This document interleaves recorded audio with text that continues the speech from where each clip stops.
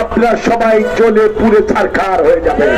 কাজেই আমি আপনাদের সবাইকে উদাত্ত কণ্ঠে আহ্বান জানাতে চাই, ধৈর্য ধরুন এবং ঐক্যবদ্ধভাবে স্বৈরাচারকে যেমন আমরা রুখেছি, স্বৈরাচার পালিয়ে গেছে, ঠিক একই ঐক্য বজায় রেখে গণতন্ত্র পুনঃপ্রতিষ্ঠার যে লড়াই, যে নির্ধারিত দিন আগামী ফেব্রুয়ারির প্রথমার্ধে হবে বলে মাননীয় প্রধান উপদেষ্টা ঘোষণা করেছেন, আমরা আপনার কথার উপর আর বিশ্বাস রেখে রাখতে চাই এবং সে অনুযায়ী আপনি এগিয়ে যাবেন।